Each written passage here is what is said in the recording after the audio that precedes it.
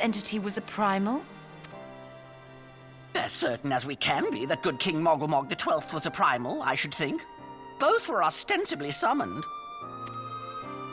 Let's not quibble over definitions. Of more concern is the implication that Iceheart retained her will, even after she was possessed. We are talking about a mortal, wielding the power of a primal.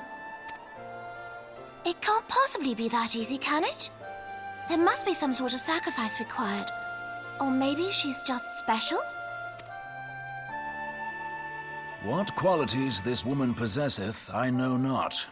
But full sure am I that she was groomed for this role. Few are privy to the secrets of summoning, and but a single party standeth to profit from their dissemination. Well, I wouldn't presume to comment on how the lass came to know about summoning, but I will say that what she summoned was a primal. The readings were the same, or near as damn it. Strange as it all sounds, it's really no different from what you've faced before. Then mayhap it is time that we re-examined our previous encounters. Pack your things, Ida. We're going back to Gridania. Yes, sir! About Iceheart's final words to you. Hear, feel, think. Hydaelyn speaks to her as well. If Iceheart is blessed with the power of the Echo, she will doubtless have used it to further her goals. Or could it be that it was a revelation granted her by the Echo which first set her on this path? She did say that the Ishgardians were blind to the truth. Do you think she has knowledge of the origins of the Ishgardian-Dravanian War? It would do much to explain her unwavering conviction.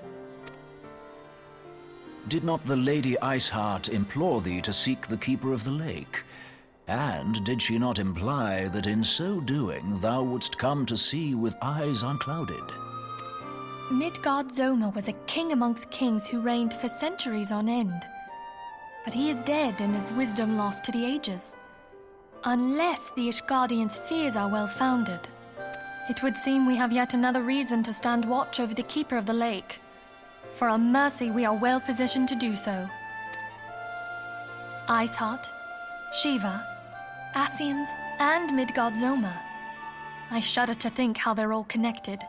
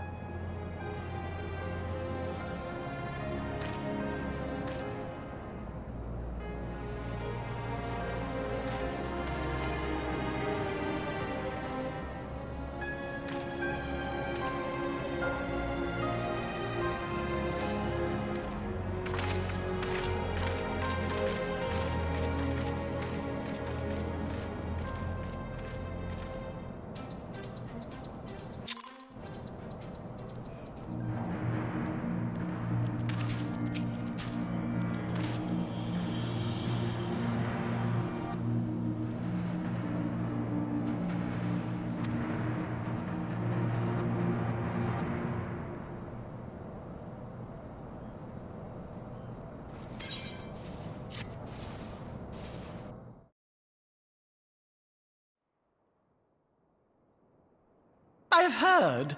Truly bothersome business. No, I do not foresee a problem on that front. The main concern is Roban. There is no telling what the brute might do. Have the blades watch him in the flames day and night. You may leave the Sultana to me. I shall personally attend her grace.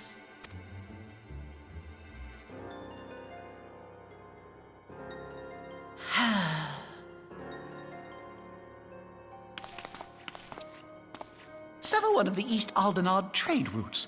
That ought to keep Lolorito occupied for a while.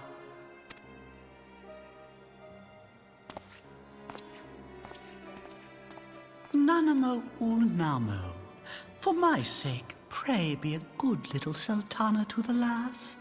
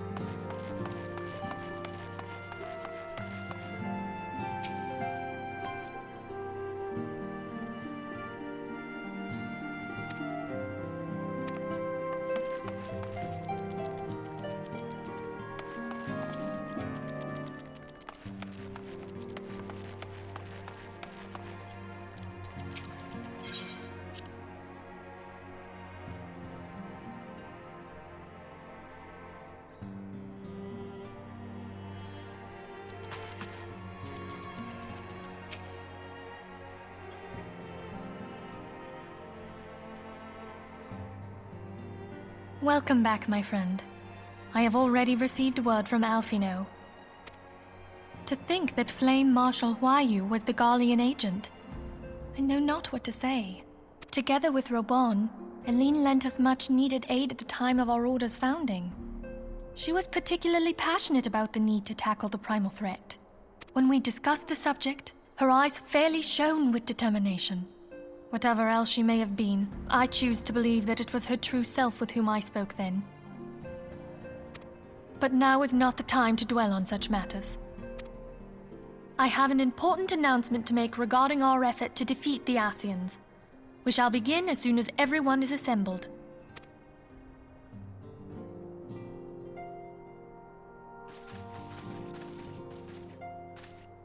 My thanks for coming, friends.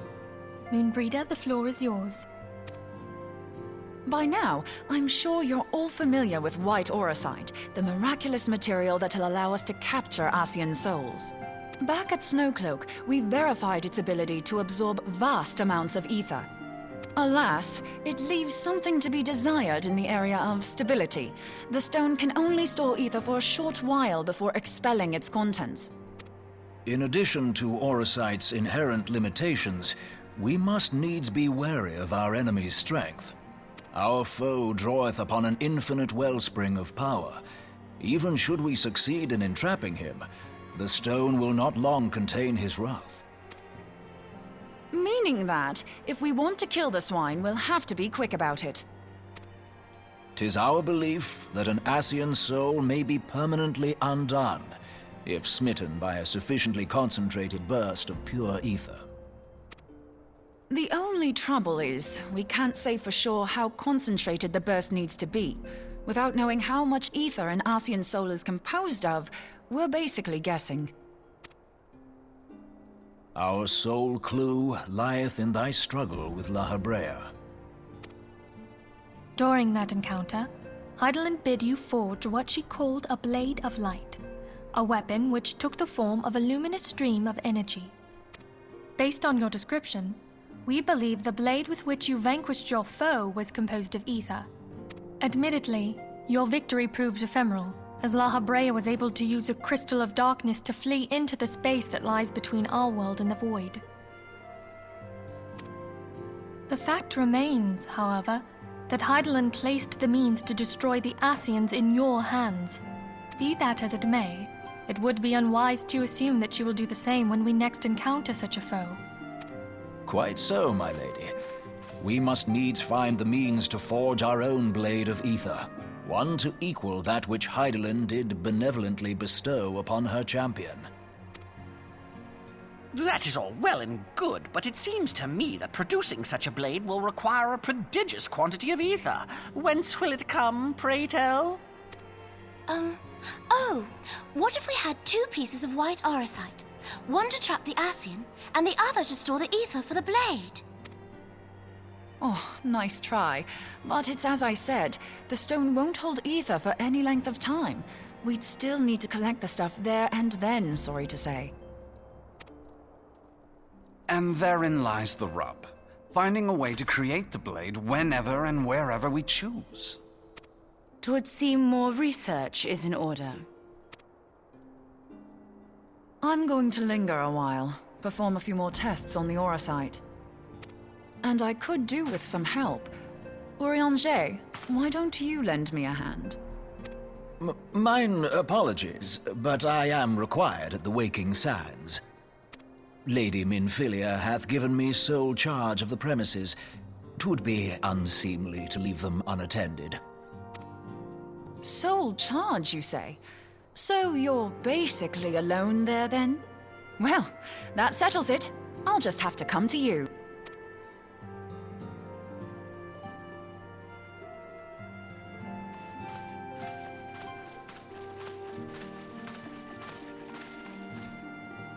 While you were afield, word arrived from the Sharlayan motherland. You will recall that a survey party was dispatched to investigate the incident at the Isle of Val. What they discovered was troubling, to say the least. According to the report, the Isle has been erased from existence. 'Twas as if a hole had been torn in the very fabric of reality. Aye. Yet the mystery endeth not with the Isle's disappearance. It hath come to light that a number of scholars in various other locales were reported missing at a similar juncture. What's more, they all had something in common with the head of the students of Baldessian. Every last one of them was researching a phenomenon called dimensional compression, or the rejoining as the ancient texts call it. I'll be damned if that's a coincidence. All indications suggest Ascian involvement, but I sense that a force greater still is at work. The entity the Dark Beings call the One True God. We must pray that my dear friend Kryl regains consciousness soon.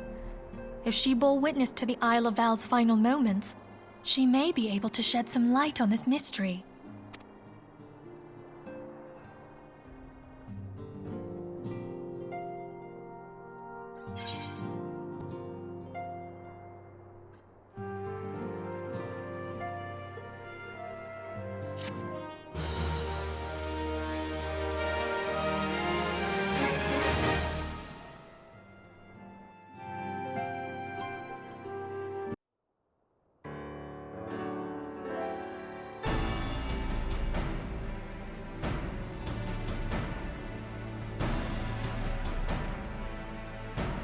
Following the calamity, the forces of the 14th Imperial Legion entrenched themselves in strategic locations across Eorzea. So swiftly did they accomplish this, it was suspected that they had received help. To think that it came from Huayu, my right hand. There is more. We have reason to believe that Huayu didn't deal exclusively with the 14th. She also answered to a higher authority in Garlemald. But this higher authority could not have been the Emperor. By consenting to the Media Project, Solus Zos Galvus showed himself to be more concerned about preventing the spread of primal influence than claiming Eorzea for the Empire. He would happily have seen the lot reduced to ash. We believe a number of high-ranking figures within the royal household were against the decision, but that they knew better than to oppose the Emperor openly. Of course, this didn't prevent them from making clandestine provisions, in which Huayu played a part. Alas, these provisions did not prevent Dalamud from falling, and the ensuing chaos changed the face of the realm forever. Yet Eorzea survived. To all intents and purposes, the Meteor Project had failed, and the Empire was left to rue its lack of a decisive means to eliminate the primals. Until, that is, it stumbled upon the Ultima weapon. Even before the accursed thing was dug up, it seemed to me the 14th had the might to overwhelm our weakened armies. Yet they chose to hide behind their walls. Why?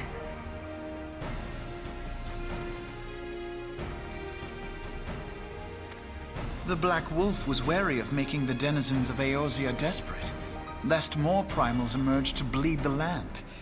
The discovery of the Ultima weapon, however, emboldened him to resume his war of conquest in earnest. But there was one in Garlemald who believed that Van Belsar's actions were premature. One who stood higher in the Imperial Army's chain of command. He ordered the Legatus to halt his advance, only to find that the Black Wolf had slipped its leash, and that the 14th now acted alone.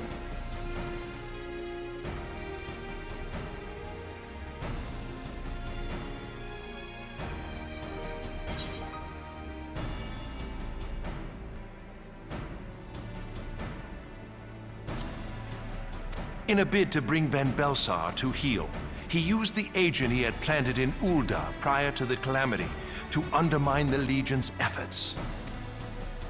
A man who outranks Van Belsar, yet opposed the late Emperor's decision to annihilate Eorzea. This could only be the former High Legatus of the Garlean army, now known as Emperor Voris Zos Galvus. So he was Huayu's true master. But one of several in actual fact. We've learned that even as Huayu served the Empire's interests, she sold Imperial secrets to a certain faction in Eorzea. In so doing, she helped to maintain the status quo, thus prolonging the conflict.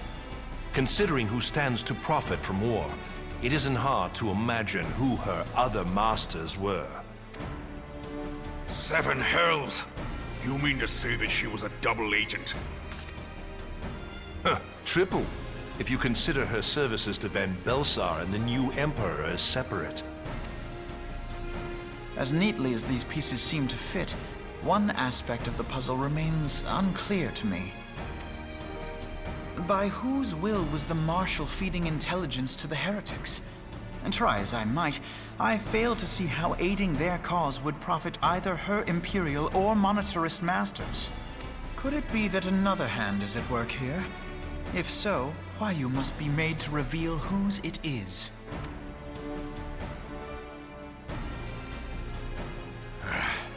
Not only have I lost a trusted friend, now I must interrogate her as a stranger. Not a pleasant task, I grant you, but a necessary one.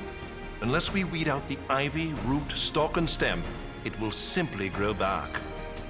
I know that full well. Those closest to Huayu have already been detained, and I will question them alongside her. General, pray keep in mind that there may be unwitting abettors among them. All will be treated fairly. On that you have my word. Those who are innocent have no cause to fear. You have ever been a friend of truth, General. I hope the unpleasant task of weeding out falsehood will not detain you too long. Though it be for the sake of Eorzea, doubting one's comrades is poison to the soul. And with that, I take my leave.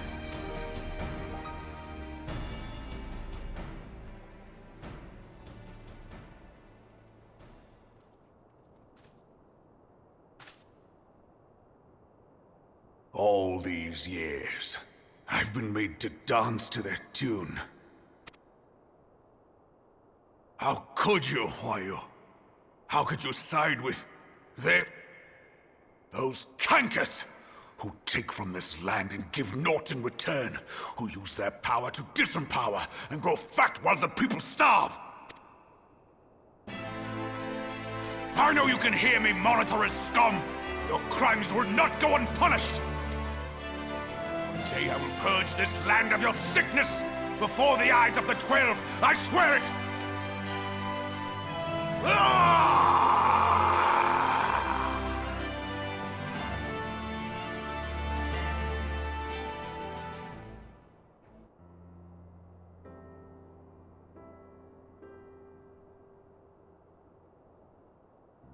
I shall have no further need of you this day. Your Grace.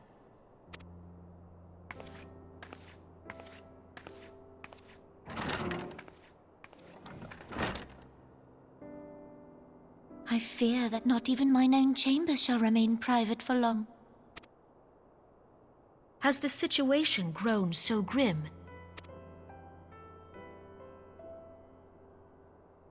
Ever since he proposed the Cartiner Reclamation Bill, Teleji Adeleji has risen to greater prominence upon the backs of impoverished refugees. The monetarists were ever united in their pursuit of profit, but the man's actions have torn a rift in their ranks. They snap at each other as rabid dogs. Yet now is not the time to be bickering among ourselves. If this bickering is a threat to law and order, might you not have grounds to dissolve the Syndicate? Would that the solution were so simple, Admiral. Alas, my moving to dissolve the Syndicate is certain to spark outrage among the influential merchant class, whom the Cabal represents. This would serve to exacerbate the current unrest, and peace would slip still further away. Be they rich or poor, natives or refugees, all who reside in Ul'dah have a right to pursue happiness. It is the duty of a ruler to protect this right. If I am to perform my duty, I must needs tread warily. It would not do to make enemies heedlessly. Were Lord Lolorito here, he would doubtless say that I have my head in the clouds. A ruler is required to take a wide view. Try as we might to cater to all needs, some will inevitably be overlooked. As such, there shall ever be citizens who feel aggrieved. It cannot be helped. But as you have informed us, the monetarists take no view but their own. They hunger for power while the masses starve. In the absence of a common cause, it seems beyond any one individual to make Uldar whole. And the presence of a Garlean agent within the immortal flames only makes matters worse. Even accounting for Uldar's historic reliance upon mercenaries, such a grievous breach of security is unprecedented. I fear this business will provide the monetarists with a rod to beat Rauban. Eorzea can ill afford for the immortal flames to be dampened now. Ere long, the Garleans will turn their ravenous gaze toward our lands once more. If we are to resist their might, our nations must stand together. Yet for this to happen, our nations must be whole. Cannot be done to improve the situation in Uldar. The true wealth of Uldar lies in the health, happiness, and hopes of her citizens. Alas, the citizens shall never know these things, so long as their lives are ruled by the ambitions of the few. The monetarists claim to represent the best interests of the people, but in sooth they desire only to manipulate them for their own selfish ends. For the government to serve the people, it must be formed of the people. For Uldar to move forward, it is not only the Syndicate that must be dissolved. Nay, you jest.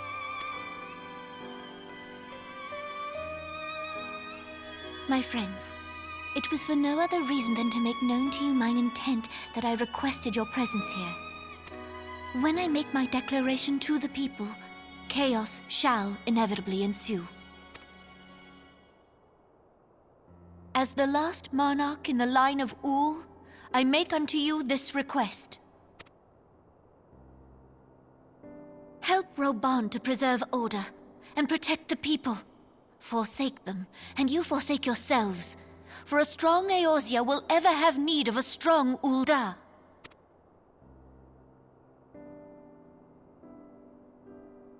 Your Grace, are you certain of this? There is no other way. When the time is ripe, the nation shall become a true republic. Both royalists and monetarists shall cease to be. Uldar will no longer belong to kings or queens or merchant princes, but to her people.